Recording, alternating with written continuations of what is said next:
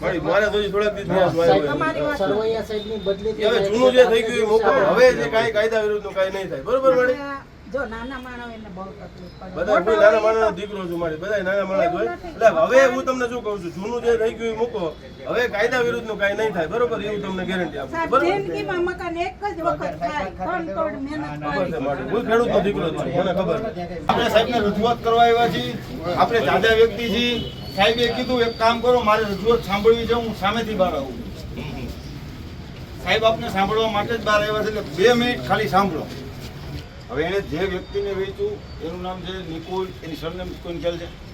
સંતોષ પાન ની દુકાન છે. હવે એ વ્યક્તિના નામે ઓલરેડી મેં 7 થી 8 અરજી સાહેબ અહીંયા આપી. આની પહેલા જ્યારે સર્વે સાહેબ હતા એનું જ્યારે બદલી થઈ ને આગલા દિવસે મને દેવા આવ્યા હતા, તો પછી સાહેબની બદલી થઈ ગઈ, 5-6 દિવસ પોસ્ટપોન થઈ ગયું, સાહેબની બદલી થઈ ગઈ. એટલે એવું છે. હવે એ વ્યક્તિનું કામ એવું છે કે સાગર, ન્યૂ સાગર, મહેશ્વરી એ 3-4 સોસાયટીમાં એને એવું કહ્યું છે કે અત્યારે અમારા એરિયામાં અસમતારો રાખ્યો, હિન્દુઓના મકાન લઈ અને બારોબાર વિધર્મીઓને વેચી નાખે છે. કોઈને ખ્યાલ નથી હોતો કાગળિયા ક્યારે કરે છે, કેવી રીતે કરે છે, એ કાંઈ ખ્યાલ રહેતો નથી. એની સાથે કોણ વકીલ છે એનું નામ કાલીભાઈ બોલ્યો નહીં. પછી કાલે અમે એને બેઠક માટે વાત કરી, બોલાવ્યો એટલે એ ભાઈ મજા આવે એવો જવાબ દેતો હતો. આટલા લગભગ બધા હતા ને કાલે, બધા હતા, બધાની સામે મજા આવે એવા જવાબ અમને દેવાનું.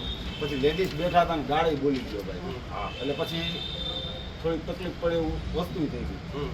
એટલે પછી ત્યાંથી વાર્તા પૂરી થઈ ગઈ. પછી સવારે એના કોઈક સાધુભાઈ કરીને આવ્યા હતા.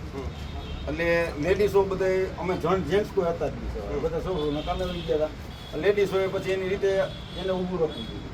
એટલે એના જે સાધુભાઈ અત્યારે જે હાજર થયા છે ને અહીંયા, એ ભાઈ કે અમારે તમારા સોસાયટીના પ્રમુખને એને મળવું છે. કીધું કાંઈ વાંધો નહીં, સાંજે 9:30 મિટિંગ કરી આવી જાઓ. સાંજે 9:30ની મિટિંગમાં બધી સોસાયટીવાળાને ઘરે ઘરે કહેવા ગયા, બધા લોકો આવ્યા. અમે આવી ગયા. એ ભાઈને ફોન કર્યો તો કે હવે મારે સુવાનો ટાઈમ થયો, હવે હું કાલ આવી. કાંઈ કે તમે પોલીસ સ્ટેશને મળો. એ ભાઈ સુઈ ગયા હતા, તો પોલીસ સ્ટેશન અમારી પહેલાં પહોંચી ગયા. હવે અમને એ ભાઈ યારે વાંધો નથી, વેચનાર વ્યક્તિ એ વાંધો નથી. અમને વાંધો સંતોષ પાનવાળો જે નિકુલ કરીને વ્યક્તિ છે એની સાથે છે. હિન્દુઓના ઘણા મકાનો એને લઈ લીધા. પોતે હું પટેલ છું, મારે રહેવા માટે લેવું છે. એવી રીતના કરીને હાલની તકે ન્યૂ કેદારનાથ સોસાયટી